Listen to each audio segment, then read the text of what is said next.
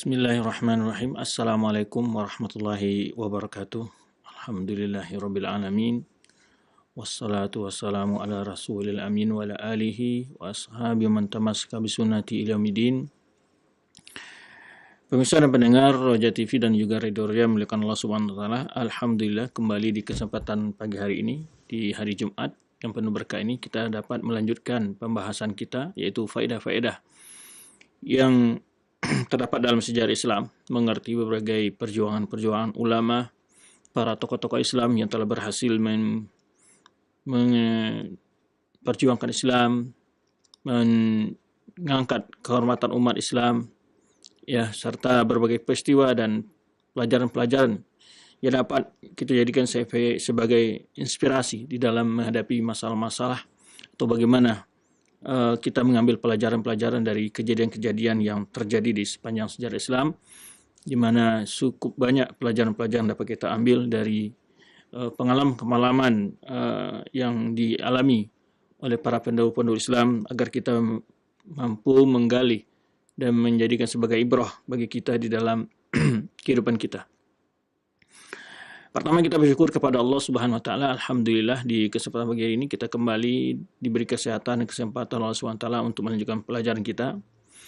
Kemudian ungkapan salawat dan salam buat Nabi kita Muhammad sallallahu alaihi wasallam, semoga kita senantiasa diberi kemudahan oleh Allah Subhanahu wa taala untuk mendalami serta mengamalkan agama yang telah beliau wariskan untuk umatnya dan menjadikan kita orang-orang istiqamah dalam memegang sunnah beliau sallallahu alaihi wasallam.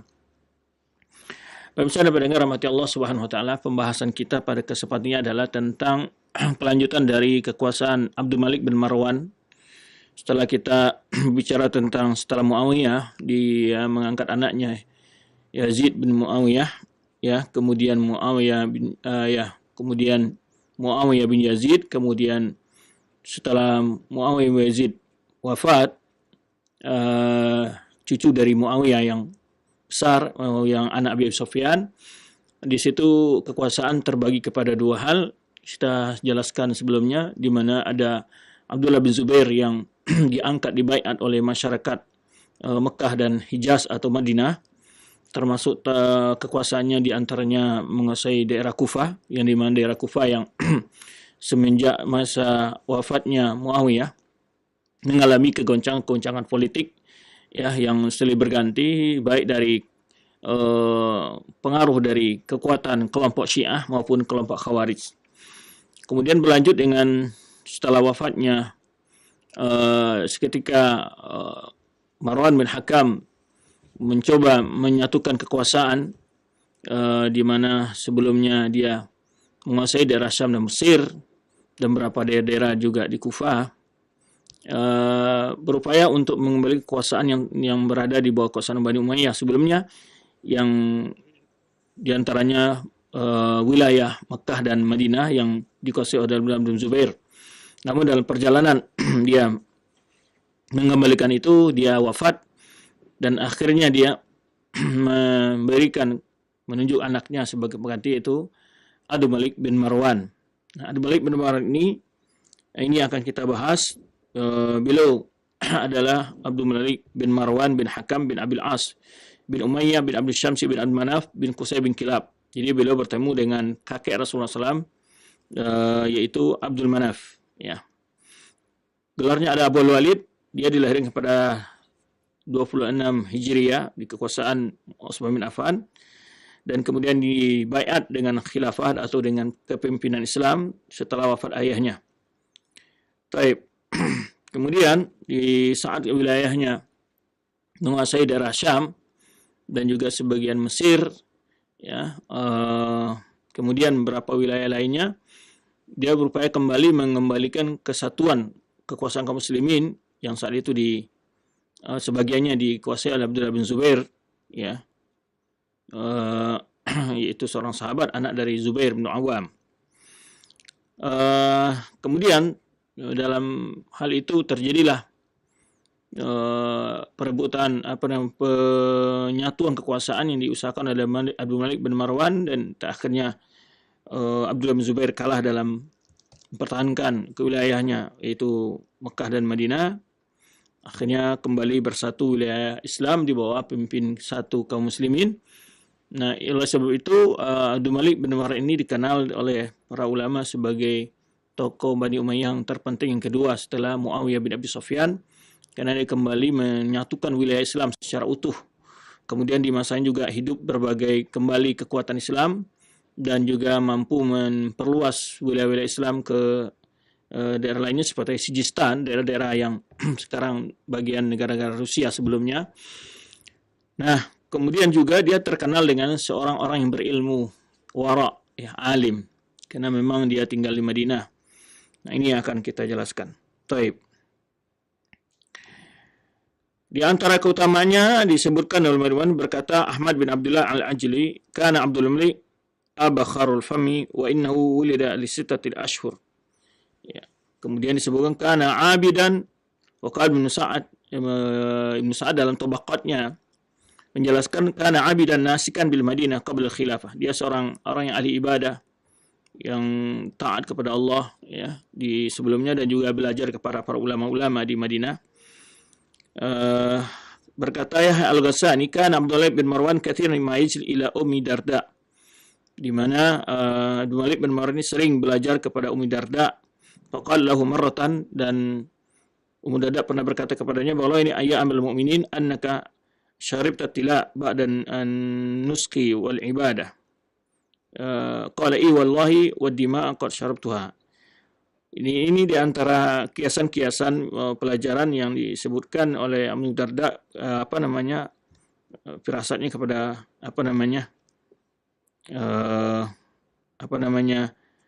bahwa dia akan berkuasa setelah menjadi seorang orang yang ahli ibadah sebelumnya.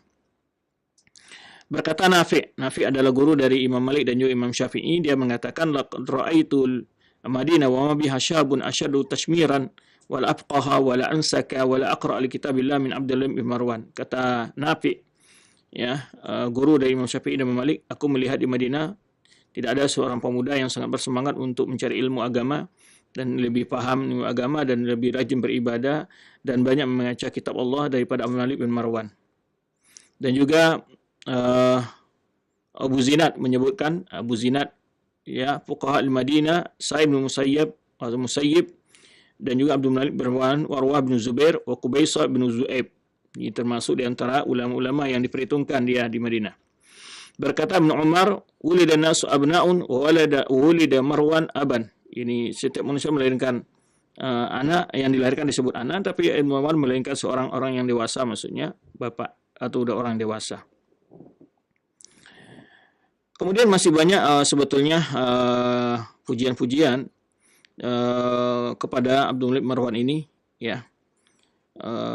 Ketika Abdul Malik bin Marwan menemui belajar kepada Abu Hurairah, Suhaim dari Maula Abu Hurairah menyebutkan ketika masih muda dia berkata Abu Hurairah kepada dia, hada yamlikul Arab, ini orang akan menjadi penguasa Arab, ya. Itu berapa firasat-firasat dari para sahabat Nabi terhadap Abdul Malik bin Marwan. Kemudian juga setelah dia berkuasa, Ummu Darda berkata kepada Abdul Malik bin Marwan, ma ziltu atakhayyalu hadzal amr fika mundu ra'aituka. Qala kaifa dzaka? Qalat ma ra'aitu ahsana minka muhadditsan wa la a'lamu minka mustami'an. Ummu Darda memujinya, aku senantiasa membayangkan hal ini kepada engkau, bahwa semenjak aku melihatmu, bahwa bagaimana hal itu, kata Abdul Malik bin Marwan bertanya kepada Ummu Darda, yaitu aku tidak melihat orang yang lebih muhaddisan, yang ahsana minka muhaddisan, lebih baik daripada engkau dalam berbicara, dan orang yang lebih tahu bagaimana, wa'lam minka mustami'an, orang yang suka mendengar ungkapan orang lain.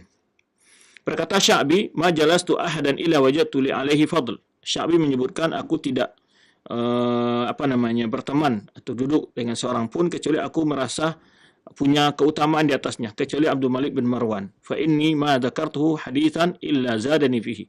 Tidak aku sampaikan pada dia hadis kecuali dia menambah hal itu, ini memberi pengetahuan baru kepada. Wala sya'ran illa zadin fihi, dan juga tidak menyebutkan sebuah syair kecuali dia membalas dengan tambahan yang lebih baik. Kemudian Imam Zahabi menyebutkan bahwa Abdullah bin Marwan ini belajar kepada Utsman dan Abu Hurairah, Abu Sa'id Al-Khudri dan Ummu Salamah dan Burairah dan Ibnu Umar dan Muawiyah. Ya. Kemudian dia meriwayatkan daripada Abdullah bin Marwan ini diantaranya Urwah bin Zubair, ya, saudara dari dalam Abdullah bin Zubair. Kemudian juga Khalid bin Ma'dan, Raja bin Haywah, wa Zuhri, wa Yunus bin Mu'isara, wa Rabi' bin Yazid, wa Ismail bin Abdullah, wa Hariz bin Utsman, wa Taifah. Jadi dia pada tingkat tabi'in. Ini termasuk kepada keutamaan-keutamaan yang disebutkan oleh Rasulullah SAW, khairun nasi qarni, thumma alladhina yalunahum, thumma alladhina yalunahum. Jadi dia pada tingkat tabi'in. Nah, itu beberapa penjelasan tentang bagaimana kepribadian Abdul Malik bin Marwan sebelum dia berkuasa. Baik. Kemudian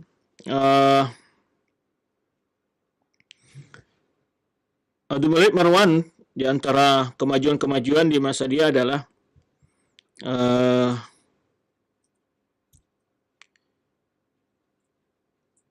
disebutkan di antaranya adalah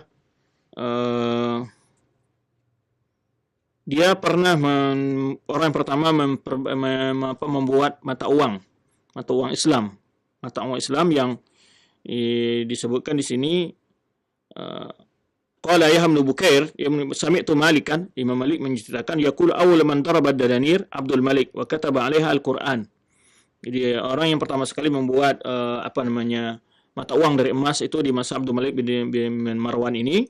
Kemudian dia tulis di lempengannya itu, di mata uang itu, dinar itu, emas itu, yaitu qul huwallahu ahad, dan di bagian yang lainnya di sebelahnya ditulis ini dua sisi, ya. Satu sisi ditulis qul huwallahu ahad, di sisi yang lain ditulis la ilaha illallah. Kemudian wa tawaqquhu fi tawqil fidda wa kataba fihi darbun madinati kadza wa kataba kharil tawq Muhammad Rasulullah. Jadi kemudian di pinggir-pinggirnya ada hiasan dari perak, itu ditulis sebuah nama kota, kemudian juga ditulis juga di situ Muhammad Rasulullah arsalahu bil huda wa dinil haq. Itu di antara tulisan yang terdapat pada mata uang di masa Abdul Malik. Jadi mata uang pertama dinar itu dicetak resmi dengan memakai kalimat-kalimat Islam itu ada di masa Abdul Malik. Dan ini masyhur disebutkan oleh para penulis sejarah, ya. Kemudian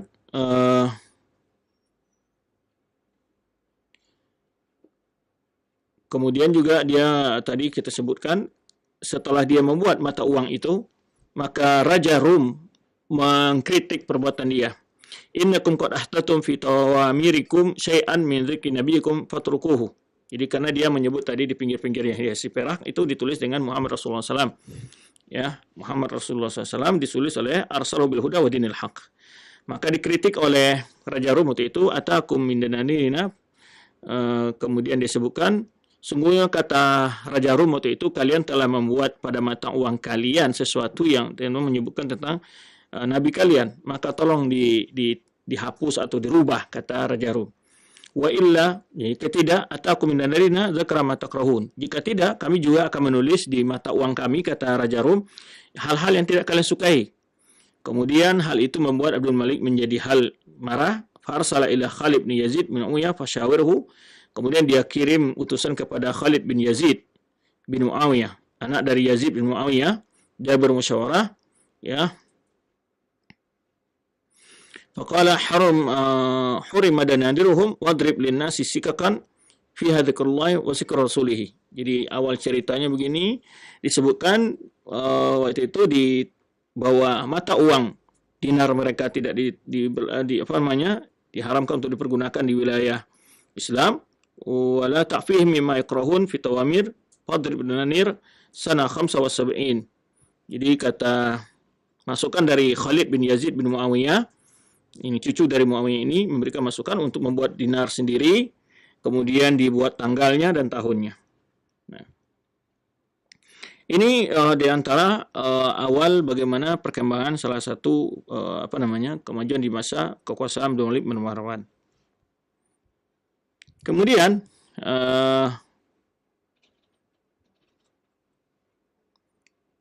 Di antara kisah-kisahnya ya nanti akan kita sebutkan bagaimana dia saat meninggal ya.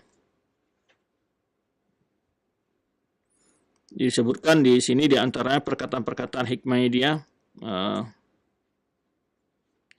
berkata Al-Asma'i, ada orang yang mengatakan kepada Malik bin Marwan, ya Amirul Mukminin, wahai mukminin, ajjala 'alaika syaibu. Kenapa engkau cepat beruban?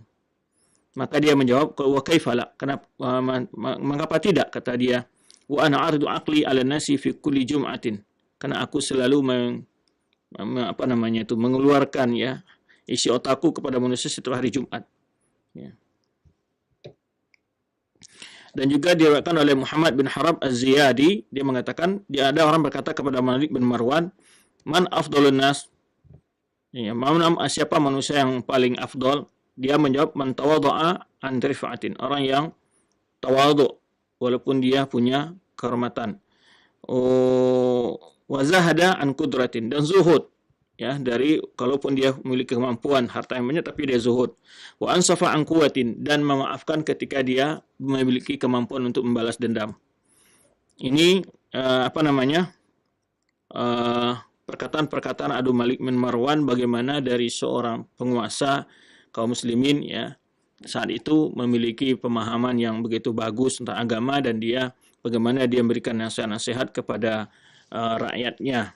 Rakyatnya bagaimana memberikan inspirasi-inspirasi bagaimana akhlak-akhlak yang baik ya.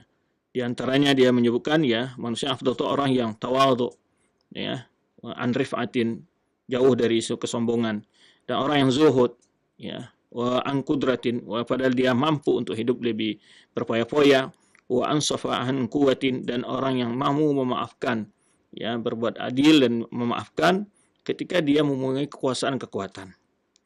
Kemudian juga ada seseorang masuk menemui Abdul Malik bin Marwan ini.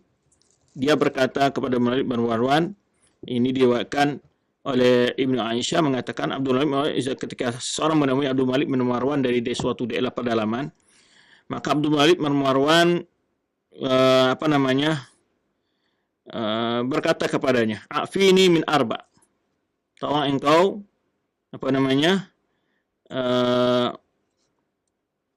engkau penuhi bagiku 4 hal. Wa qul madah masyita. Setelah itu engkau boleh katakan apa saja yang engkau ingin katakan. Pertama, la tukadzibni fa innal kadzuba la ra'ya lahu. Nah, pertama jangan engkau membawa hal-hal yang dusta. Jangan engkau cerita bohong kepadaku.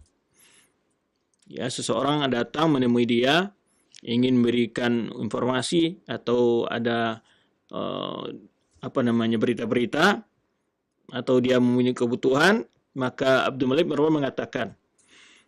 Jadi ungkapan-ungkapan para tokoh-tokoh seperti ini perlu juga untuk dicontoh dan ditiru dan dipahami oleh setiap tokoh-tokoh. Ya, bagaimana kita harus paham kondisi masyarakat bermacam-macam tipe orang. Kadang-kadang dia masuk menemui kita untuk memprovokasi, untuk menjelek-jelekan, untuk mencari kedudukan, untuk menjilat dan segala macamnya. Maka Abdul Malik bin Marwan mengatakan, la tukadzibni, jangan bohong kepada saya. Fa innal kadzuba la ra'ya lahu. Orang yang bohong tidak punya nilai, ya. Pendapat dan perkataannya enggak dihargai. Itu kalau orang yang bohong, kata Abdul Malik bin Marwan. Wala tujibni fima la as'aluka anhu. Jangan engkau menjawab sesuatu yang aku tidak tanya tentangnya. Subhanallah, ya. Dia beri pelajaran kepada orang yang datang ini. Pertama, jangan engkau membuat dusta kepadaku, karena orang suka dusta tidak ada, pendapatnya tidak bernilai. Pendapatnya tidak bernilai, pandangannya tidak bernilai. Nah, ini kita lihat bagaimana seorang penguasa ya hati-hati ketika dia menerima sebuah berita. Maka dia katakan, kalau kamu mau ngomong, kalau mau menjelek sesuatu harus jujur. Kalau bohong, pendapatmu tidak akan ada nilai di sisiku. Kamu tidak punya nilai. Perkataanmu, pemikiranmu tidak punya nilai. Wala tujibni fima la as'aluka anhu. Jangan engkau menjawab sesuatu yang aku tidak tanya tentangnya. Baik, itu jangan menjawab sesuatu yang aku tidak tanya tentangnya. Fa inna fima as'aluka anhu syughlan, ya. Karena yang sesuatu yang aku tanya tentangnya itu yang penting engkau perhatikan. Wala tatruni jangan engkau memujiku. Subhanallah. Ini ya, dia katakan ketika orang datang, jangan engkau memujiku berlebihan, fa ini a'lamu min nafsi minka. Karena saya lebih tahu tentang diri saya daripada kamu. Saya lebih tahu tentang diri saya daripada kamu. Jadi dia katakan jangan engkau memujiku berlebihan, dan aku lebih tahu lebih paham siapa diriku. Wala tahmilni ala ra'iyah. Jangan engkau membawa supervisi, mengadu, memprovokasi aku untuk marah kepada rakyat. Fa ini ila rifqi bihim ahwat. Karena aku ya lebih membuat lembut kepada mereka itu lebih pantas. Jadi jangan engkau provokasi agar aku marah kepada rakyat. Tetapi aku ya untuk fa ini ila rifqi bihim, karena aku untuk berbuat lembut kepada mereka itu lebih penting. Lebih penting. Nah, ini 4 kalimat ya perlu barangkali setiap kita bahkan terutama para penguasa ini memberikan kata-kata ini. Setiap orang yang mau memberikan sebuah informasi kepada dia, orang yang memberikan masukan, memberikan perkara-perkara yang mungkin yang disampaikan ya, maka seorang penguasa ketika menerima berita bagaimana seharusnya dia bersikap. Sebelum orang tadi berbicara, dia perlu dulu bertanya ya, baru diingatkan bahwa semua yang engkau bicarakan harus jujur. Jangan sampai ada berita-berita yang tidak benar ya. Jangan berbicara sesuatu yang tidak penting ya. Jangan engkau menjawab sesuatu yang aku tidak tanya. Ya, jangan engkau memuji. Jangan engkau memujiku. Ya, karena aku lebih paham siapa diriku. Subhanallah. Ya, berbeda ya dengan sebagian penguasa ya kan. Dia lebih senang dipuji, lebih senang disanjung, lebih senang diangkat ya dan seterusnya. Ini menunjukkan kepribadian seorang pemimpin. Kenapa kita harus kupas seperti ini? Agar kita tahu bahwa di tengah umat Islam ini banyak pemimpin-pemimpin yang berkualitas, pemimpin-pemimpin yang tawadhu, pemimpin-pemimpin yang cerdas, pemimpin-pemimpin yang berilmu, yang bertakwa, yang hebat gitu. Agar kita tidak lebih kagum dengan orang-orang yang di luar Islam dengan cara kepemimpinannya dan segala macamnya. Karena kalau kita tidak memperkenalkan bagaimana penguasa-penguasa Islam sebelumnya, keadilannya, kejujurannya, ya kehidup yang sederhana, pengorbanannya untuk menjaga rakyatnya, ya keadilan terhadap rakyatnya. Ini perlu kita jelaskan agar tidak seperti yang selalu disebarkan oleh orang-orang yang ingin menjatuhkan Islam. Ya sengaja diambil peristiwa-peristiwa yang mungkin ada kisah-kisah terjadi kezaliman ataupun hal-hal yang bertentangan dengan aturan agama dan juga kemanusiaan. Nah, itu diangkat besar-besarkan. Sedangkan itu hanyalah setetes dari sekian lautan kebaikan yang dilakukan oleh para tokoh-tokoh Islam. Ya, maka oleh sebab itu kita perlu jelaskan kepada umat manusia bahwa Islam ada agama yang sudah memiliki, yang sudah dijalankan, yang sudah memperbaiki kondisi manusia dengan baik, dan sudah ada generasi-generasi yang mencontohkan menjalankan Islam itu dengan sempurna, dengan baik dan benar, dan mengatur kehidupan mereka baik berbangsa dan negara dengan sistem yang baik. Maka dia katakan jangan engkau memuji-muji saya karena saya lebih tahu tentang diri saya ya, dan engkau membawa informasi yang membuat aku marah kepada rakyat ya, sehingga karena aku lebih untuk berbuat lembut dan santun kepada mereka itu lebih penting. Nah, kemudian bagaimana nasihatnya ketika dia sudah mau meninggal? Bagaimana nasihatnya ketika dia sebelum meninggal? Dia berkata Al-Madaini disebutkan lama aiqan Abdul Malik bil maut, Abdul Malik merasa akan meninggal. Qala wallahi lawadittu anni kuntu mundu wulidtu ila yaumi hadha hammalan ya. Dia menyebutkan aku ingin seandainya aku menginginkan seandainya aku dulu semenjak dilahirkan seperti apa sampai hari ini, yaitu dalam keadaan hammalan. Maksudnya apa ya, itu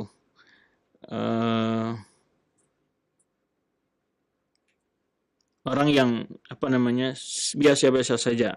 Itulah pemahamannya yang kita tangkap dari perkataan dia ini ya. Summa ausa bi banihi bi taqwallah. Kemudian dia berwasiat kepada anak-anaknya untuk selalu menjaga ketakwaan kepada Allah dan melarang mereka dari furqa wa ikhtilaf. Jadi dia peringatkan ya, ini menunjukkan bagaimana seorang pemimpin yang baik, dia wasiatkan anak-anaknya untuk selalu bertakwa kepada Allah, takut kepada Allah ya, kemudian mencegah, melarang mereka, memperingatkan mereka untuk tidak berebut kekuasaan, berpecah belah dan berselisih, ya. Wa qala kunu bani ummi bararatin. Ini jadilah engkau kalian anak-anak yang berbakti kepada ibunya. Wa kunu fil harbi ahraran, dan jadilah kalian ketika di medan perang orang-orang yang merdeka, ya. Wal ma'rufi manaran, hendaklah jadi kalian itu lambang orang-orang yang menegakkan kema'rufan, manaran, ya, sebagai menara ke orang-orang selalu menegakkan kebenaran, amar ma'ruf nahi munkar. Fa innal harba lam tudni maniyatan qabla waqtiha, ya. Karena peperangan tidak akan selesai, tidak akan terjadi, ya, sebelum datang waktunya. Wa innal ma'ruf yabqa ajruhu wa dzikruhu. Kemudian dia sebutkan juga bahwa sesungguhnya perbuatan ma'ruf akan pahalanya dan kenangan akan tetap kekal. Wahlulu fi mararatin, kemudian bertingkah manislah di dalam kondisi pahit. Walinu fi syiddatin, ya, dan berlemah lembutlah dalam kondisi yang keras, ya. Wa kunu kama qala Ibnu Abdul A'la Asy-Syaibani. Kemudian dia sebutkan sebuah syair untuk anaknya. Kemudian dia peringatkan kepada anaknya, ya Walid, ittaqillah fima akhlufuka fihi. Karena dia sudah mengangkat anaknya Walid bin Abdul Malik, ya, wahai Walid, bertakwalah engkau kepada Allah terhadap tugas yang telah aku serahkan kepada engkau, ya. Wanzuril hajat fa akrimhu. Kemudian dia ingatkan, tolong perhatikan Hajjaj, ini Hajjaj bin Yusuf, fa innal ladzi wata'alakum manabir wa wasaf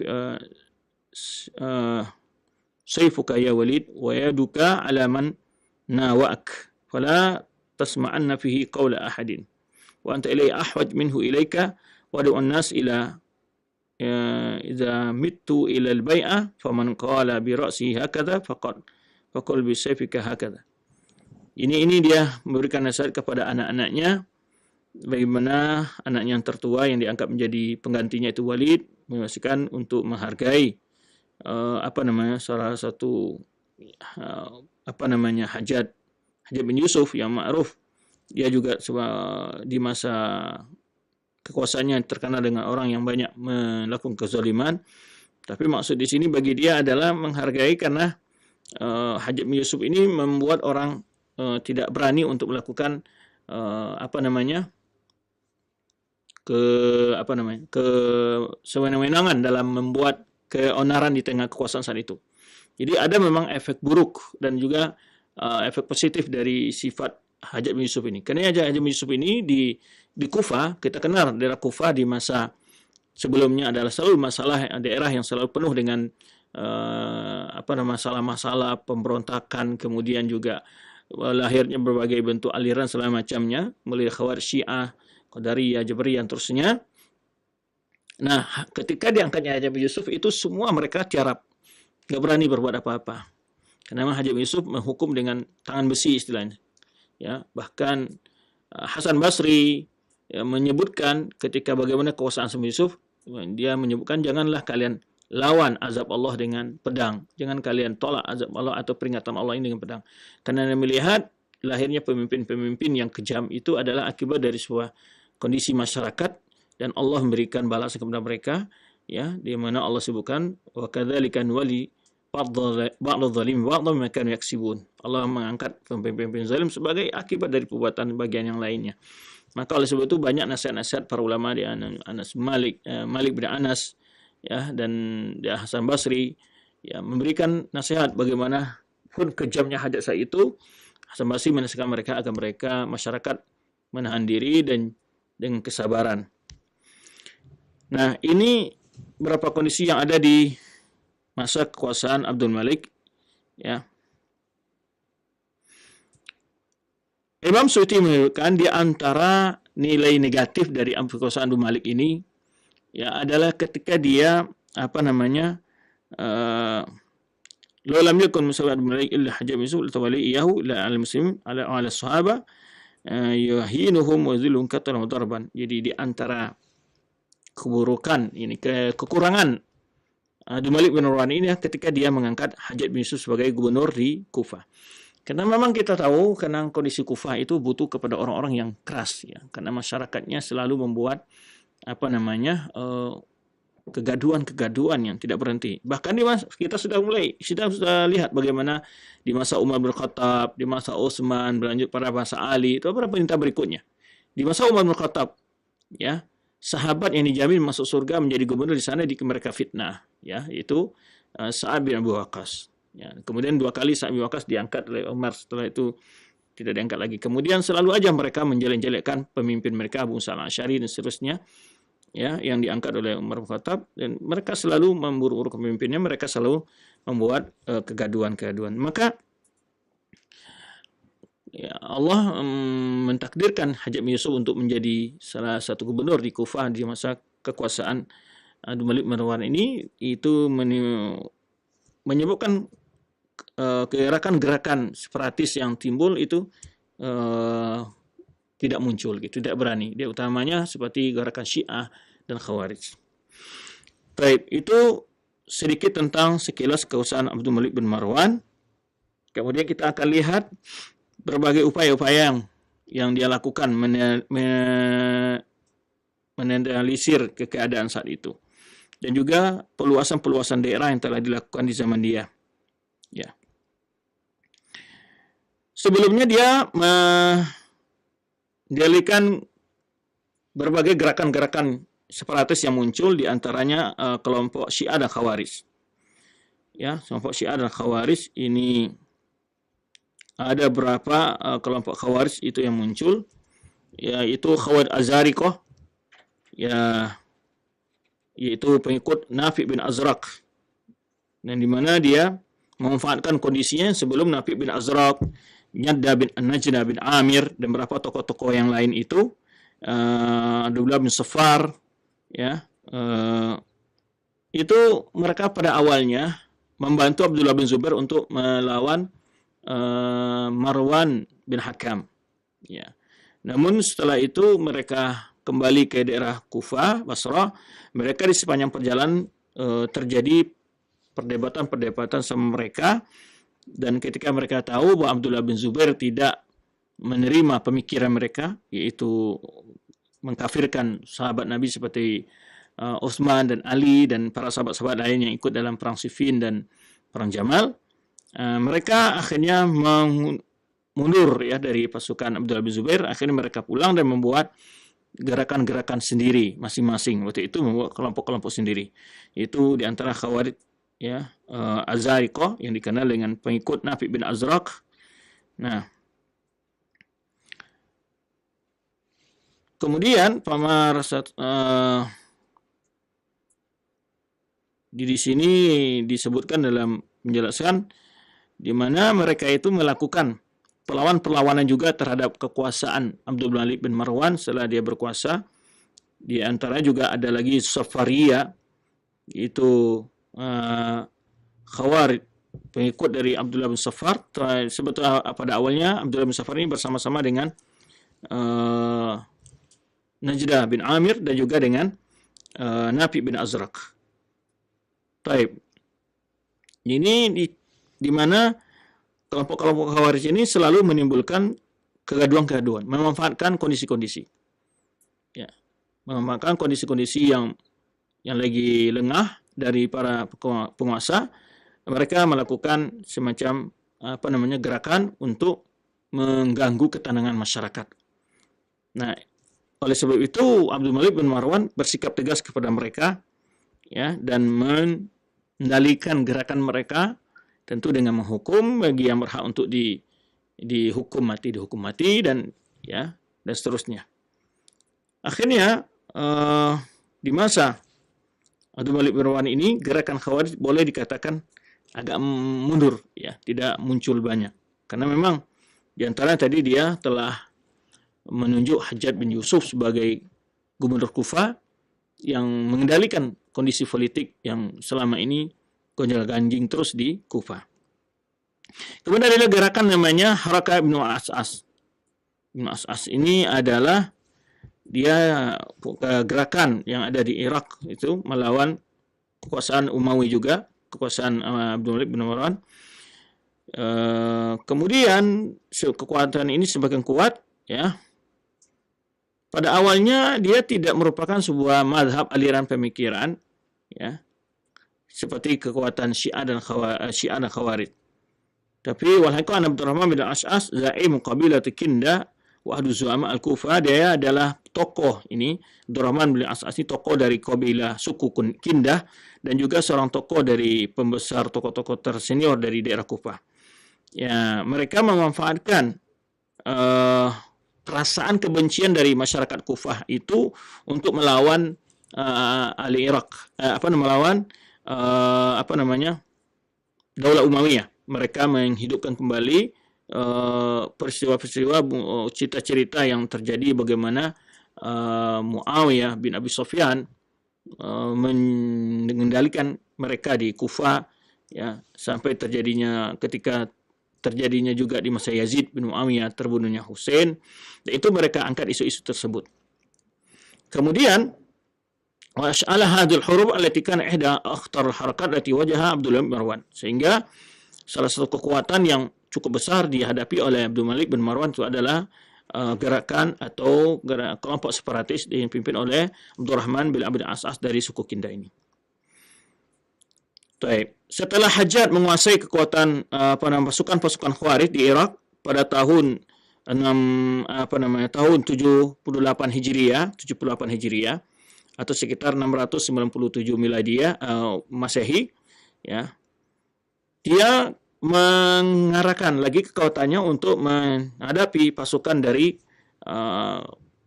pengacau ini, yaitu Abdurrahman bin As'as ini, ya. Kemudian akhirnya dia mampulah menguasai kekuatan tersebut.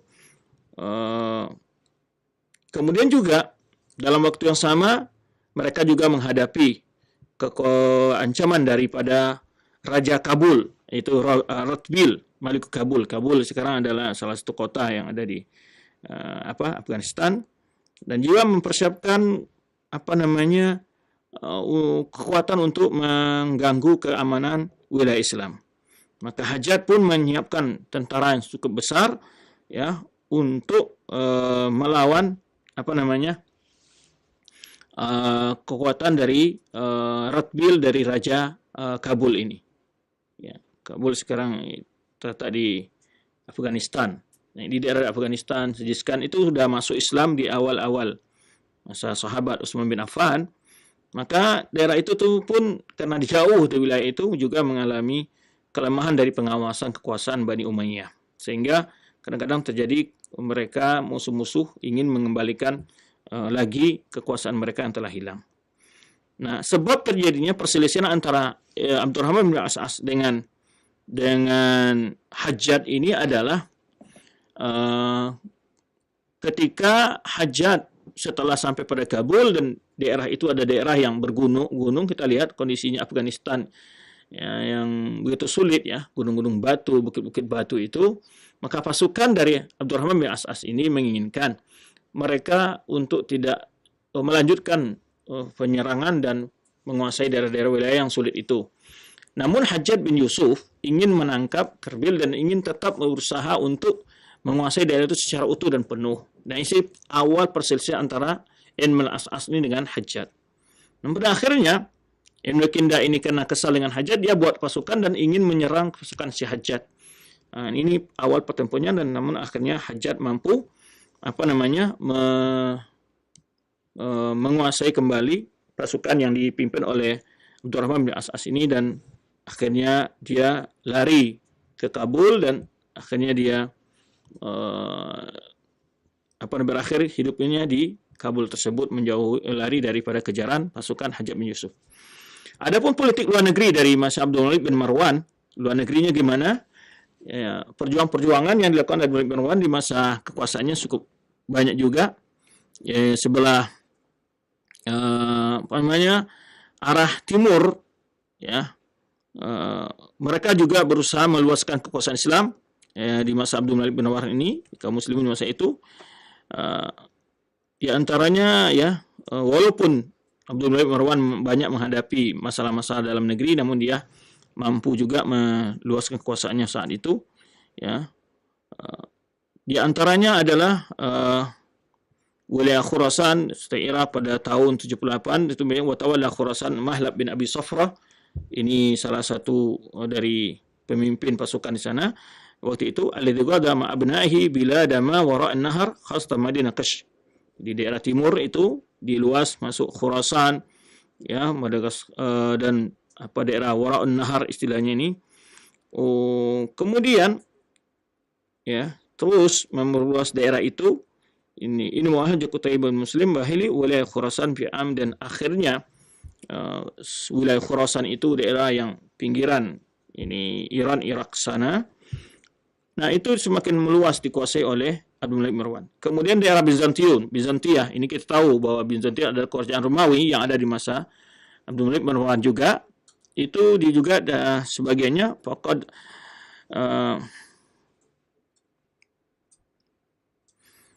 di awal ya kaum muslimin di masa ketika keributan yang ada, kelemahan kekuasaan Bani Umayyah di waktu Daulah Umayyah di waktu setelah wafatnya Yazid bin Muawiyah, itu Muawiyah bin Yazid kemudian Umar bin Hakam, dan menyelesaikan masa-masa negeri ini kesempatan bagi kekuatan Bizantium untuk itu mencoba kembali mengeksiskan wilayah-wilayah yang telah ditaklukkan oleh wilayah Islam untuk mengalihkan pada mereka. Baik. Kemudian pada tahun 70 Hijriah itu mereka mencoba menyerang daerah Syam. Baik. Kemudian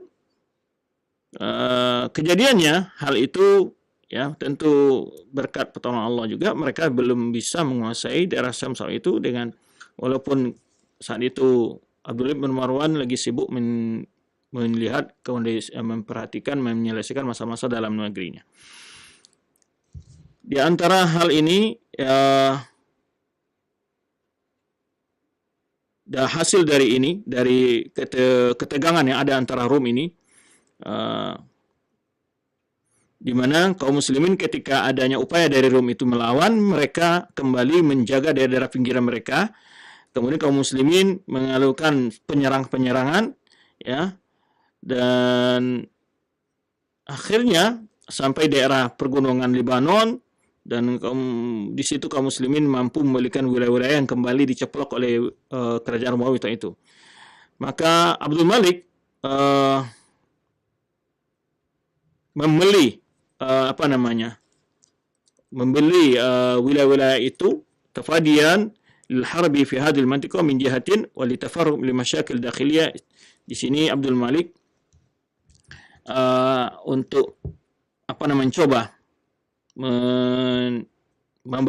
menawar itu ya, agar tentara Bizantium tidak melakukan selalu penyerang-penyerang itu. Maka terjadilah kesepakatan antara Imperator Bizantium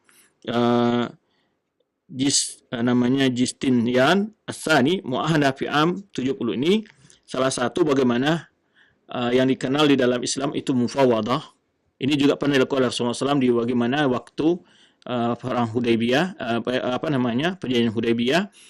Maka jika ini disebut oleh ulama kita mu'ahadah, perjanjian perdamaian, maka di waktu Hudaybiyah itu ada contoh dari Rasulullah SAW, dan ini juga dilakukan oleh oleh Abdul Malik, ya, kepintaran politik luar negerinya. Dia melakukan dulu negosiasi dengan Bizantium untuk berdamai, karena memang kondisi dalam negeri juga kurang mendukung untuk terlalu meluaskan kekuasaan di perbatasan. Nah, pada tahun 70 Hijriah itu Abdul Malik melakukan negosiasi dengan Raja Bizantium saat itu. Ini juga pelajaran bagi tokoh-tokoh Islam, bagi pemimpin Islam. Jika negara dalam keadaan sedang lemah, dia bisa saja untuk agar negaranya tidak diganggu, ya, disebutkan oleh para ulama itu disebut dengan hal-hal hukum-hukum yang dibolehkan, itu mu'ahadah, ya, dan itu hak bagi penguasa Islam untuk menjaga kesatuan negaranya, dan dia boleh saja menawar, ya, musuh yang mungkin lebih kuat daripada dia untuk sementara menjadikan perjanjian. Di mana di sini ya Abdul Malik membayar beberapa harta, ya, yaitu sekitar 360.000 apa namanya, qit'ah zahabiyah setiap tahunnya, ya. Kemudian 300 apa namanya, 65 ya budak, wa salasu mi'a khamsa wa sittina jawadan asilan muqabil waqful gharat bin zatiyah ala ardil islamiyah. Jadi ini negosiasi ini dengan mana waktu itu kekuasaan Abdul Malik mencoba menawar bahwa di mana Bizantium ini bila tidak melakukan gangguan-gangguan terhadap batas-batas Islam dengan membayar berapa uang kepada kekuasaan Bizantium saat itu. Kemudian di antara kesepakatan juga adalah membagi dua di antara dua ini, Kharaj Armenia wa Kubrus wa Ibriyah. Ini wilayah-wilayah di Armenia. Kita tahu Armenia adalah daerah yang memang ya yang dikuasai oleh Islam, dan Pulau Kubrus yang dikuasai juga di masa Muawiyah, ya, atau Yazid Muawiyah. Kemudian juga pulau itu Ibriyah. Nah, ini hasil dari kekayaan negara ini, yaitu sebetulnya ini wilayah Islam dan yang sebelumnya wilayah Nawawi yang direbut oleh Islam. Itu dibagi dua dengan kekuasaan Bizantium saat itu. Kemudian kekuasaan Bizantium menarik ya semua kekuasaannya dari daerah apa namanya utara Syam. Jadi utara Syam semua kekuatannya ditarik di situ, yaitu di belakang gunung, sampai belakang gunung Turus dakhil Asia Sughra, yaitu Asia kecil. Nah, ini kesepakatan negosiasi yang dilakukan oleh Abdul Malik. Ini menunjukkan bahwa pemerintah Islam ya memiliki juga bagaimana apa namanya itu ilmu kepemerintahan dengan juga ilmu hubungan internasional yang dilakukan saat itu oleh Abdul Malik bin Marwan dengan negara Bizantium yang saat itu secara angkatan dan perpolitikan lebih tenang daripada waktu itu dibanding dengan wilayah Islam saat itu. Maka Abdul Malik tidak mau membuat musuh semua, tapi dia mencoba konsolidasi, memperbaiki kondisi dalam negeri, kemudian baru dia memperkuat pertahanan luar negerinya. Baik. Perjanjian ini berlaku selama 10 tahun. Nah, ini di antara syarat muahadah yang dibolehkan oleh Islam. Syarat muahadah yang dibolehkan oleh Islam, ya, itu. Nah, ini bagi penguasa-penguasa Muslim perlu tahu ilmu-ilmu seperti ini, dan juga bagi masyarakat juga harus tahu.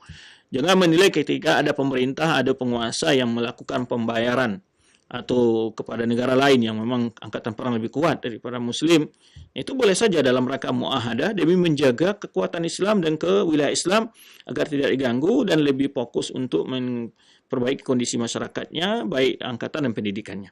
Sehingga perjanjian itu dibatasi selama 10 tahun. Dan ini juga ya terjadi di masa Muawiyah bin Abi Sufyan, perjanjian-perjanjian seperti ini, tapi saat itu justru yang lebih menguntungkan bagi Islam. Ya, kalau di sini secara zahir sebagiannya ya 50-50 lah, karena memang kekuasaan Bizantium harus dia menarik kekuasaannya, angkatan perangnya semua dari daerah Syam sebagian utara sampai ke belakang sebuah pergunungan Turus, ya, kemudian di Asia kecil. Kemudian membagi dua hasil bumi daripada kekayaan daripada pulau, ada pada daerah Armenia dan Pulau Kubrus dan Iberia. Nah, ini gambaran-gambaran politikan yang ada di masa Abdul Malik. Baik. Ketika telah ditariknya pasukan Bizantium dari daerah timur Lebanon ini, ya,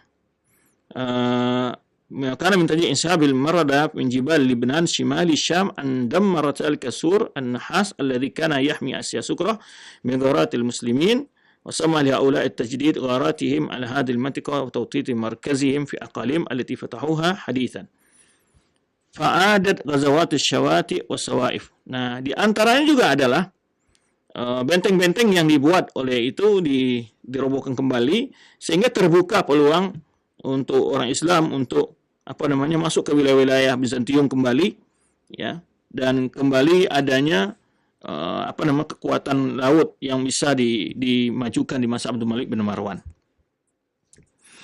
Pada tahun 73 Hijriah, kasyafa Abdul Malik bin Marwan an-nawaya tijah al-imperator bin Zatiyah ba'da ma farag min musyakil dakhiliyah. Nah, barulah Abdul Malik setelah 73 Hijriah itu, dia setelah kekuatan dalam negerinya keamanan kondisi dalam negerinya bagus, ya. Disitulah tadi dia mencoba membuat membuat mata uang sendiri yang dari tadi kita sebutkan, dan itu udah dia beli sebagai bukti bahwa negaranya sudah kuat. Dia buat mata uang sendiri dan dia kirim ke daerah Bizantium, ya, ke jizyatin badala min al-umala Bizantiyah. Kemudian wa kan hamil hadha tasarruf makna tahaddi li amratur. Jadi imperator Bizantium memahami ini adalah suatu tantangan bagi mereka ketika negara Islam itu membuat mata uang sendiri, ya, dan mereka mengalazimkan jual beli dan pembayaran dengan uang tersebut. Kemudian, ya, juga Abdul Malik juga mempersiapkan kekuatan pemerintahannya, ya, pasukan tentaranya, ya, untuk di wilayah-wilayah perbatasan dengan Bizantium itu. Maka pada tahun 73 Hijriah itu kaum muslimin menyerang Asia Sughra, intisaran fi Armenia, kembali menguasai Armenia. Ya, kembali menguasai Armenia yang sebelumnya sudah dikuasai di masa Yazid bin Umayyah. Kemudian wa fi hini iqtasara radd Bizantiya ala ghazwi Mar'ish, ya. Dan juga pasukan Bizantium hanya mereka sampai menyerang itu hanya di suatu disebut tempat namanya Mar'is, wa hadha ala madat dha'fu alladhi kana ta'ani Imperator Bizantium. Ini menunjukkan bahwa kekuatan Bizantium mulai lemah.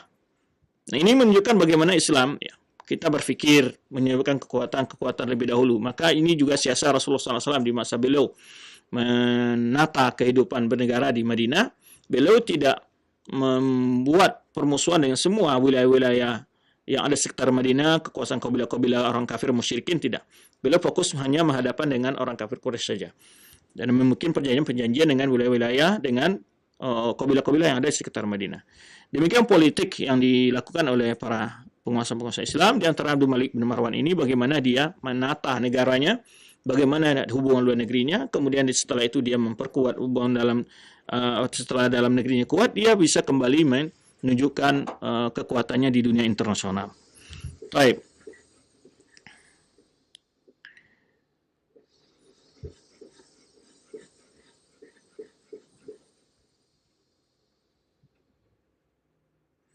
Kemudian karena Bizantium ini semakin melemah, terjadi pemecatan terhadap raja mereka, yaitu Justinian Sani tadi, ya, dipecat pada tahun 76 Hijriah. Nah, kemudian digantikan oleh Liutinius, nama dari raja dia, ya. Sampai Islam tetap memiliki kekuatan yang ditakuti di daerah Asia Sughra, Asia kecil itu, dan perbatasan-perbatasan yang ada, ya. Maka waktu itu Abdul Malik juga memerangi Malatya, satu daerah Malatya namanya, tahun 77 Hijriah. Kemudian juga Ghaza Ubaidillah bin Abdul Malik Qaliqala, ini in manabi' Nahar Furat. Jadi juga suatu daerah dikuasai kembali oleh ada perluas daerah, yaitu dari anaknya Ubaidillah bin Abdul Malik yang memimpin pasukan tersebut. Nah, ini berapa perluasan daerah di masa Abdul Malik. Sebenarnya kita katakan bahwa di masa Abdul Malik ini kembali kekuatan Islam, kekuatan pemerintah Islam itu jaya. Kemudian juga daerah Afrika, ya, di masa Abdul Malik, ya, juga meluas kekuasaan-kekuasaan Islam di daerah Afrika yang sebelumnya kita sudah sebutkan dikuasai di Maroko, Jazair, ya, Algeria dalam bahasa kitanya, ya. Kemudian, ya, kekuasaan-kekuasaan itu semakin meluas, ya, sampai wafatnya tadi Abdul Malik yang dia wasiatkan kepada anaknya Walid bin Abdul Malik.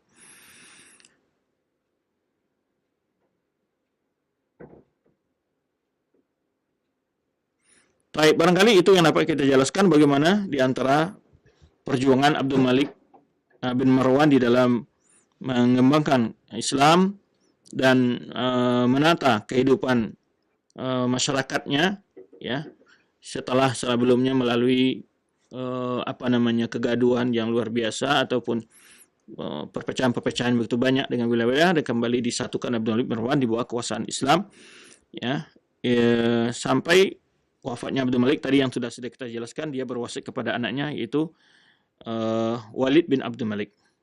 Barangkali itu yang dapat kita bahas sekilas tentang kekuasaan Abdul Malik bin Marwan ini. Ya, sebetulnya banyak sekali kemajuan-kemajuan di masa dia, dari pembangunan, ya, dia perluas Masjid Nabawi, ya, kemudian juga beberapa masjid-masjid lain, ya, di beberapa wilayah Islam. Kemudian juga ada pembaruan di dalam sistem administrasi negaranya. Ya. Nah, maka sebelum wafat Abdul Malik bin Marwan, dia sudah mengangkat Abdul Malik summa Abdul Aziz bin Ba'di, ya, anaknya. Sebelum wafat dia sebetulnya sudah mengangkat anaknya Abdul Aziz sebagai walil ahad, sebagai putra mahkota. Namun pada tahun 85 Hijriyah dia menggantikan anak itu, diganti dengan Walid, ya, anaknya Walid. Kemudian Abdul Aziz, anaknya yang tadi diangkat putra mahkota yang dipecat, yang digantikan oleh anaknya Walid, meninggal. Dengan demikian dia sudah menyusun kekuasaan setelah itu, setelah anaknya Al-Walid, Walid bin Malik, itu Sulaiman bin Abdul Malik. Nah, ini akan kita bahas insyaAllah pada pertemuan ini. Dan Abdul Malik ini wafat pada hari Kamis pada 15 Syawal atau pertengahan bulan Syawal tahun 86 Hijriyah. Ya. Dia meninggal di Damaskus dengan umur mendekati 60 tahun. Dan dia menjadi khalifah atau menjadi pemimpin kaum muslimin sekitar 21 tahun, ya. 21 tahun lebih.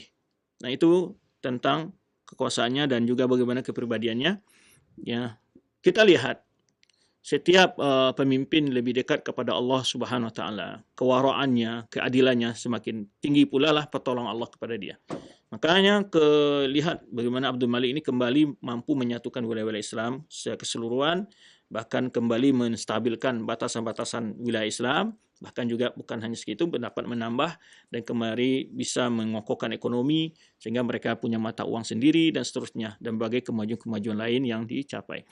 Intinya satu pelajaran dapat kita lihat adalah bahwa keadilan dan juga ketakwaan seorang pemimpin itu membuat bawahannya juga meniru dan menteladaninya, sehingga itu yang menginspirasi penguasa-penguasa di bawahnya, gubernur-gubernur lain tidak berani melakukan hal-hal yang merusak atau mengkorupsi segala macamnya, karena dia segan dan menghargai pimpinannya dan takut kepada pimpinannya.